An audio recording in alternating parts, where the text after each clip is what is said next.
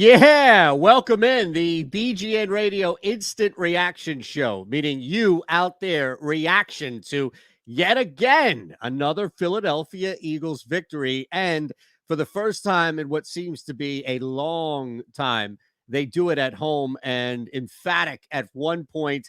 Yeah, starting to come back a little bit, make things interesting in the second half. But the Eagles did that for so long in the first half of the season. It was nice to see them on the other end of it, the winning end of it. And yes, we will talk about the historic day for Jalen Hurts on the ground. It was another big day for the Eagles rushing attack. We welcomed all Miles Sanders back to the fold, and he took that and ran with it literally.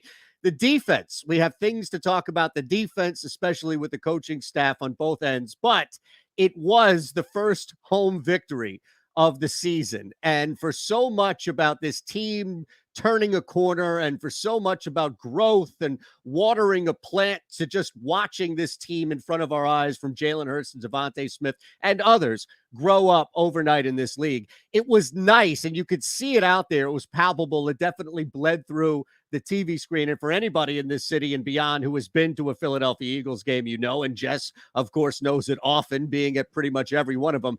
But yes, there's so much on the field, but I feel like it's been the first time you and I have been able to celebrate as fans with fans for this team, because I feel like we were all kind of longing for that group celebration at home. So yeah, from Hurts to everybody else aside, I just thought it was such a great day for the fan base as a whole to see everything come to fruition like this at home. Yeah, I think it was really, really good to see because, the last home game was the loss to the Chargers, and that was one of those things where you look at it and you say, okay, a couple of different things happen, and that should have been a win, and it was more on the defensive side of the ball there where it should have been a win. And I think the biggest thing for me is when you go back to the loss to the Tampa Bay Buccaneers. One of the things that was talked about going into that game was they need to run the ball, they need to run the ball, they need to run the ball. Same thing we scream and yell every week. But something that Nick Sirianni said several times was, well, the Bucs have one of the best run defenses in the NFL. Well, their run defense is so good. Well, and there was like an excuse, like they were scared to attempt to run the ball. Yes. Which at that point in time, we talked about that, like, that in its sense should be a fireable offense for an NFL head coach to admit that they're scared to try to do something with their team because the other team is supposedly good at stopping it. Going into today, the Saints had the best running defense in the NFL. And the Eagles stuck to what they've done for the last couple weeks, let their offensive line take care of business, and still won this game the same way that they have been getting closer every week to winning these games. So I thought that one of the most important things of today, in addition to finally being able to celebrate this win at home, the growth that we have seen from the offense, from Jalen Hurts, from Nick Sirianni is, I think, what's the most important thing to me about today. Yeah, and it's amazing because 24 attempts as a whole, only 13 completions. He didn't even have a touchdown in the air, yet it felt like Jalen Hurts had an absolute stranglehold on this football game. Even when he missed a throw, Dallas Goedert drops one, Jalen may miss one. That's fine because you never felt, we collectively all never felt like, oh, wow, that was it. Like you really needed to complete that one pass. And people can take that and spin that any way they want. For me, it was just how dominant this young man can be with the presence of the football in his hands. And he still is okay to good enough throwing the football that he's a danger and a threat in the air. But it's just amazing because I don't remember the last time I've watched somebody, and I know Vic and Randall were referenced on the broadcast because Jalen, the first ever to do, we should recognize that 3 on the ground as an Eagles quarterback. But never have I watched a game where I felt like, man, this dude doesn't even need to pass. And like the RPO is still a threat and everything still works. You can teach those other things that we want him to do better. You can't teach some of the things that he does and is at the top caliber of doing those things. You can't teach a person how to be as athletic as Jalen Hurts is and be able to keep his keep his cool the way that Jalen Hurts can. And that comment that we just had up here a little bit ago is exactly it. It doesn't matter what people say. He is doing exactly what's being asked of him. And for a while, they were asking too much of him. And they were asking too much of a guy who was still trying to figure a few different things out. Now they're asking him to do what he's good at. They're asking him to play a game that suits his strengths and doesn't highlight his weaknesses and try to force the issue on his weaknesses. So they're doing exactly what they should do. Throw the ball 25 times, run the ball 50 times. He did everything he needed to today. And when it came down to it, when the defense started to slack at the end, he is the one who led them down the field to make sure that that game didn't get out of hand. A game in which he led them to 33 points, which it should never be on the offense to secure a game where you have put up 33 points and you were winning by 26 points at one point in time. It should never be the offense's responsibility to make sure that game is a win. But Jalen Hurts still put that on his shoulders, and he quite literally took them all the way down the field and made sure that that game was a secured win. So, absolutely. I mean, if you have any complaints about Jalen Hurts today, you just enjoy being miserable. You enjoy hating your life, and you enjoy being miserable, and you enjoy hating the Philadelphia Eagles. I don't even think you're an Eagles fan because you hate them that much. Truly. Yeah, I know it's cold out, but it can't be that miserably cold out where it just has to seep in our brains now. Seriously. And just look at the negative spin across the world. No, absolutely not. I'm with you there.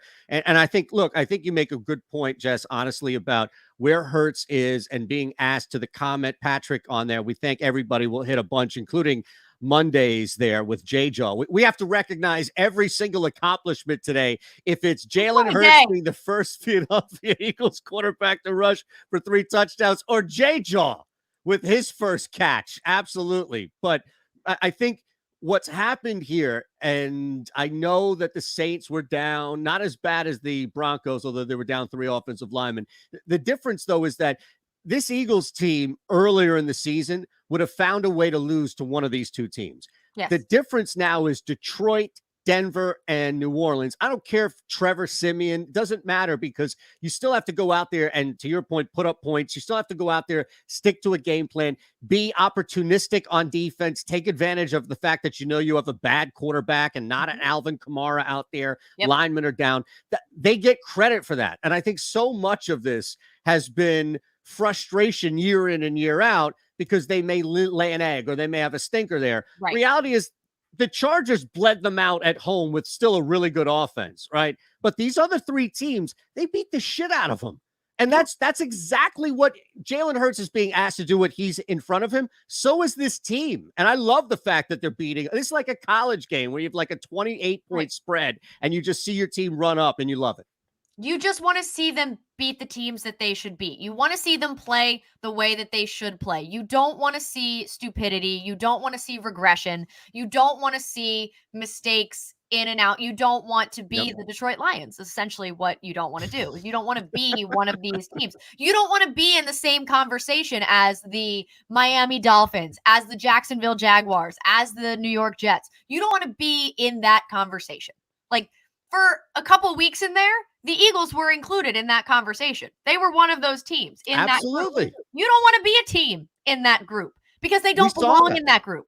They have too much talent to be in that group. These other teams don't necessarily have that. The Eagles have way too much talent to be as bad as they were at certain points. And that's why it was frustrating, because while we understood that this was a rebuilding year, a year for growth, there were still things that were happening that just should not have been. And it's nice to finally see some of those things. The penalties decreasing, just the way that some of these things are happening. It's finally back to what we kind of expected from the Eagles at this point. And, as they go forward, they're hitting stride. To Tony's comment right here, we moved to the easy part of our season. Yeah. So, we get to go play the double whammy of the crappy New York teams. We get to play the Jets and then the Giants. Get to play the football team twice. They've been playing well, but we get to play a football team twice. They win today on the road. And they beat the Bucs last week. Right.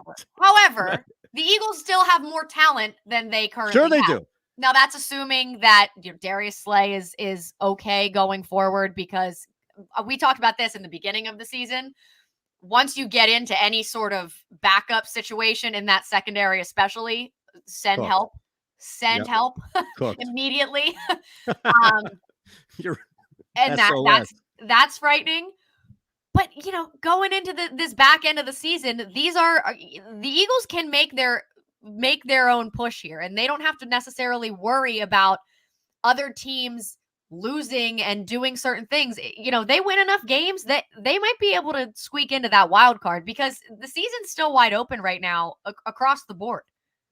Yeah, I think where I would take that comment, both of your comments, is the Eagles. And look, this shouldn't be seen as just easy, because for Right. the first half of the season it wasn't. But the Eagles have definitively put themselves in the have category. And I think the one, like, for example, both top seeds across both conferences take L's today, right? So we've seen this week in and week out. I don't know, even if I asked you and said, all right, close your eyes and just give me the best team in the NFL right now, you'd have to think about it. Like, it's really tough. Yeah, But here's what we do know. One thing we do know, Jess, we know who's dog shit. We know who is just definitively out of it. That you mentioned the Jets, like the Jags. These are teams that, no matter the circumstances, are going to find a way to lose football games. Yes. We thought, and I think some of us thought really through the first part of the season, the Eagles might be one of these teams. Yes. The reality is, right, if you're not in that bottom crop, which the Eagles have proven that they're not, this is wide open. And you could talk division, you could talk seventh wild, or the seventh spot now with the additional wild card, whatever people want to point to. But I think for me, what I feel best about is I know definitively this Eagles team is in the mix of like 24 teams right now, right? But we didn't know that earlier on. And they've shown that by beating up on bad teams, rightfully so. They're no longer a bad team getting beat up on. They've turned it around. They flipped it on the bullies. Right. It's all about getting hot at the right time. And this offense is really starting to click as this, the offensive line is really starting to gel, and they're playing really well together. I thought both lines today really, really dominated on both sides of the ball. I thought they got out to a really good start early. And that's, where the Eagles should be winning games initially, is that's, where the majority of the money on this team belongs on. It's on both lines, and that's where they should be winning week in and week out. They haven't been necessarily, and the offense is showing what they can do. I mean, this offense can put up 40 points. Amazing. They can do it on any type of defense. Yeah, two good defenses back to back. They've put up points. Right. These defenses are not nothing, right? Like the Broncos offense is not great, but their defense has been very good. Sure. The Saints have one of the best defenses in the league, and some of the top tier players at all of their positions. The Cam Jordans, the oh God, who am I missing? Like the Marshawn Lattimores of the world. Yeah. They're in the upper echelon of both of their positions, and the Eagles were able to really do anything they wanted against them today. And the offensive line was absolutely dominant. They stuck to the run game. Outside of the fumble, Miles Sanders was, tremendous coming back from an injury like that. And not having played in a couple weeks. You hope Jordan Howard's okay as well to keep that going. But Jalen Hurts was fantastic in the run game as well. They get hot at the right time, and they have enough confidence that they can go out and beat anybody. They can go out and beat anybody, especially in the way this season is unfolding for a lot of different teams. Anything's possible. The Minnesota Vikings just beat the Green Bay Packers. That's it. They knocked them off. No, you're right. I want to get Rachel just put it up there, and MK makes a really good point here about the O-line being great, and that's missing 40% of opening day starters. I think we've all, all three of us and anybody really who's been watching this game that isn't necessarily as close, like having the ability to do it from a broadcast standpoint, but also just listening to interviews. Offensive linemen, right? I know Barrett on the post-game show is constantly referencing this. Any offensive lineman, I don't know how many, Jamal's another one here, Harriman's, they always mention that the easiest thing to do when you're fresh, when you're coming in, if you have a week of practice or if you have 10 seconds of practice just to take some snaps on the sidelines, the easiest thing to do is just move forward. right, is to put your head down, put your hands on somebody else, and move them back. There's no intricate pass blocking. There's nothing that you missed coming up on the week. It's just as simple as that. And I think that's why we were frustrated earlier in the season, because we all knew it. It was like, hey, yeah, it could be Herbig. It could be somebody that's coming in from a backup capacity, Dillard, what have you. But it's easier for just them to do that. And I have to give him credit. Like, I didn't know how Miles Sanders would be used today. I didn't know what to expect with the use, not Sanders himself, Jess, but the use, the application of Sanders. And I love it. It was like he just picked up like nothing changed with the identity of the offense, and they plugged him in like the true back that he is. And it was great to see. And it was like you could feel that energy. This offense has an identity, and it's continued now for 4 straight games. Finally. Finally.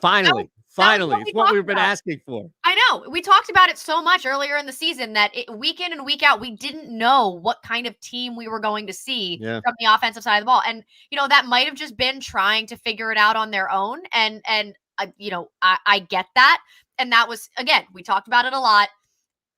The growth is what we wanted to see, but that was the problem. We weren't seeing any steps forward. We were just seeing either a staying the same or a regression. There was no positive change in those first, 4 or 5 weeks of the season. And unfortunately, it took Miles Sanders getting hurt and, them seeing the difference in the opening drive of running right down the field with Miles Sanders and scoring a touchdown to stopping running the ball, not scoring again. And then that was like, hey, maybe that's what works for us. Maybe we just keep doing that and see what happens. Finally, they flipped the switch. Finally, they did it. And I don't know if it's, if it's Sirianni maturing, if it's a guy who's a wide receiver guy who just like didn't want to be this run focused offense and just had to kind of set his ego aside and bite the bullet and be like, listen, like, this is what we got to do. This is what works. And, we're all just, no matter what happened or how they got to the conclusion, I'm so glad they did, because it's also, you beat up on a defense so much more when you're running the ball. Do you know how demoralizing that is for a defensive line to just be run all over like that in the first half? That's hard to recover from. Not only like in terms of their energy, but like their physical energy, not just their mental energy as well. It runs them down in all kinds of ways. Like, I don't know why it took so long, but I'm glad we're here. No, it's here. You're right. It took a while, but it needed a little kick in the ass in the rear, but we're here. And you're right. It's hard to come back from. It's impossible to come back from when Trevor Siemian, no Kamara, and down a couple of offensive linemen are trying to lead some second half charge by all means. I know we'll talk about some other things popping up here on the chat. Rachel has a bunch from Twitter as well. I don't know if I were to predict in my small little crystal ball here, if anybody would be negative. I think, and again, I'll just paraphrase what you said. You'd have to be super miserable to find something negative about Jalen Hurts, because he compensated so much for on the ground for not having to complete many passes in the air. But I do wonder how people view what happened in the second half with the Saints quasi, and I'll apply that term here, coming back, because I don't think it was a full comeback by any means. The game got a little interesting, but I don't think anybody started to sweat. That's where I would be interested to see once, Rachel pops in with some tweets, just how people reacted to that specifically. But then again, why focus on that when they win another game, 3 out of their last 4? I mean, I think, there's going to be the people that are critical. If you want to be critical, I still am where you were last week and where we kind of collectively were last week. We're not ready to take Jonathan Gannon off any hooks by any stretch. I think they played well at points today. Obviously, the takeaways were enormous for the Eagles building their lead and, getting to that point where it wasn't a full comeback. However, like I said earlier, the offense puts up 33 points. It shouldn't be the offense's responsibility to make sure that game is a win by sealing it with an extra touchdown with 3 minutes left. The defense needed to play better in the second half at certain points than they did. And I don't know if it's because Darius Slay got hurt and they had some backups in here and there. I don't know if they started taking plays off because the game was close to over. But it was a little bit too close for me at one point in there when they were only, when they cut it to 11 and the Eagles had a third and what was it? 3rd and 12 that they had to convert to JJ Arcega-Whiteside for that to be That like, was it. but It's the the fact that JJ game.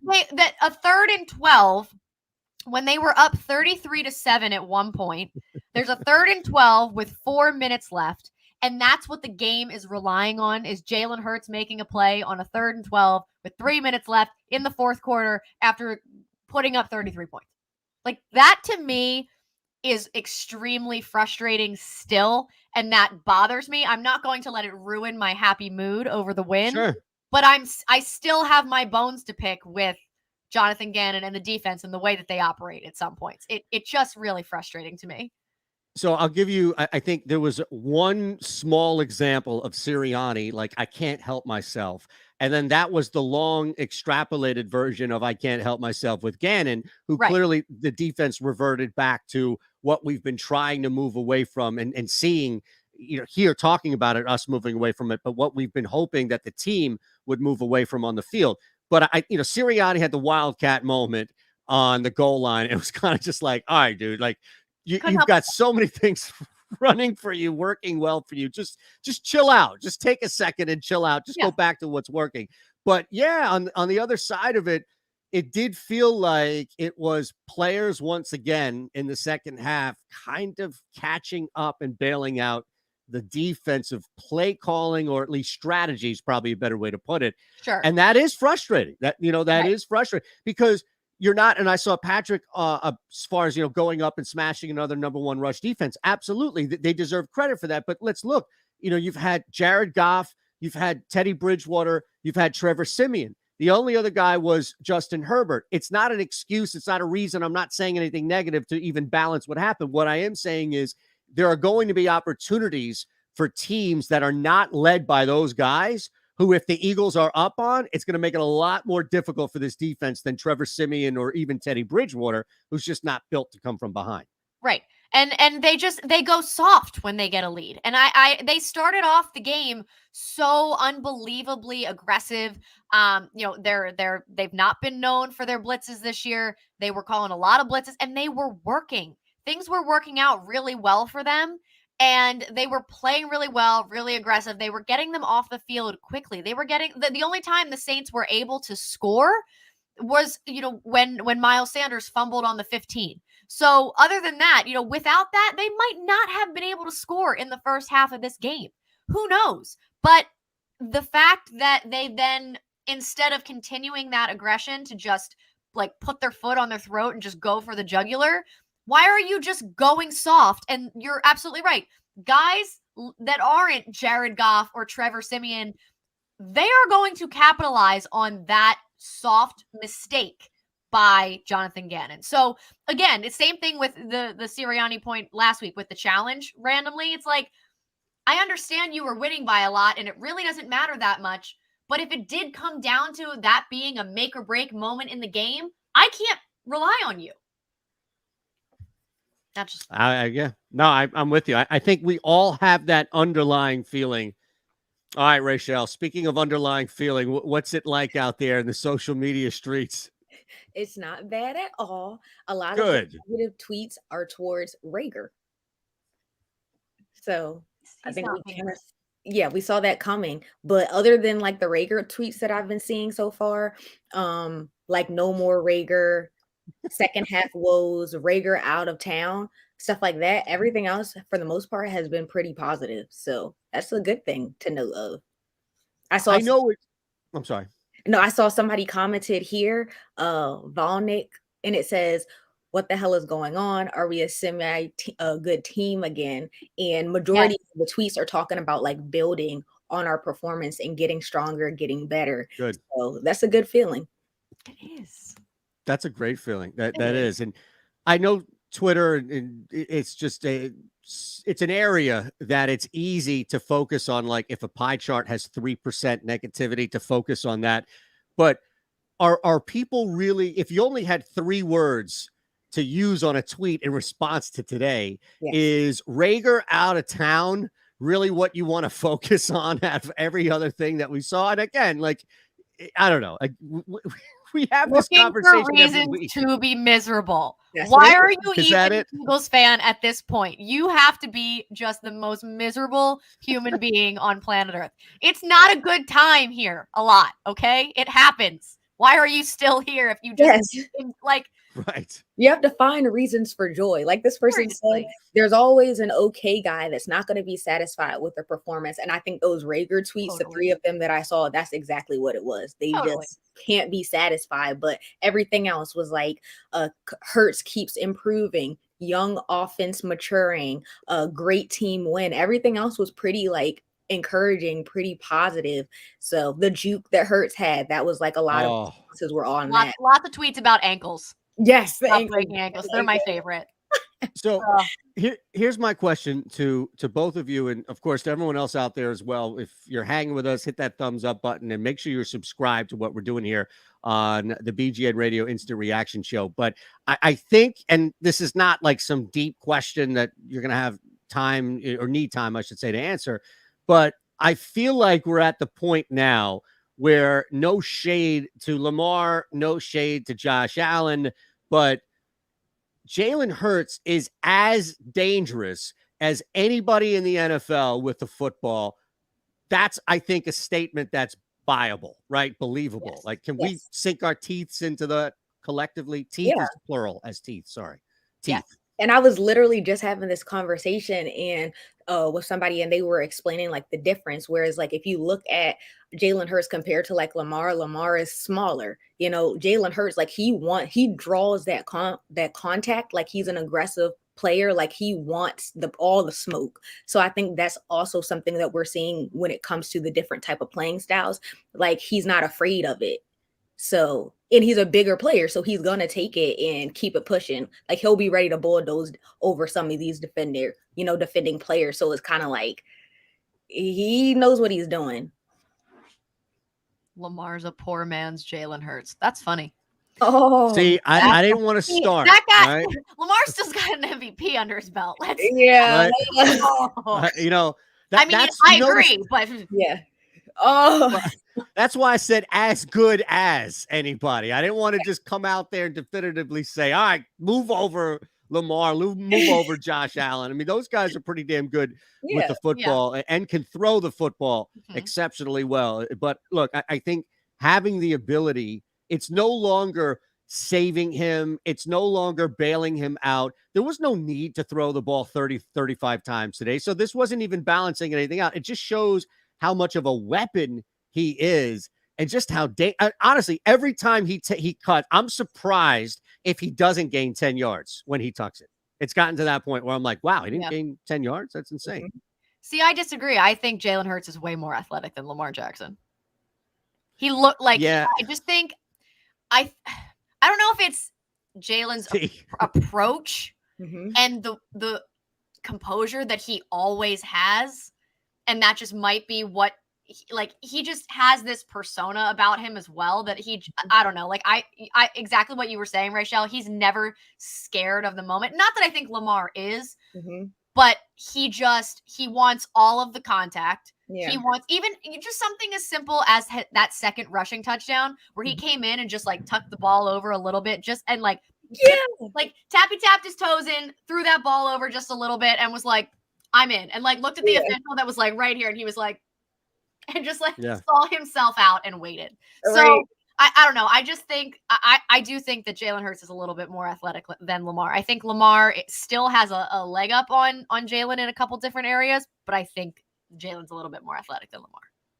I think that's a good conversation. I mean, I think Lamar is quicker for sure. Like Lamar can escape some stuff that I don't know if Jalen Hurts is fast enough to do. Sure. But that's a good discussion. I don't think there's a wrong answer. No, not at all. No, not at all. But that's where, I think as somebody earlier, and Jess, you were commenting on that as far as, playoffs and looking ahead.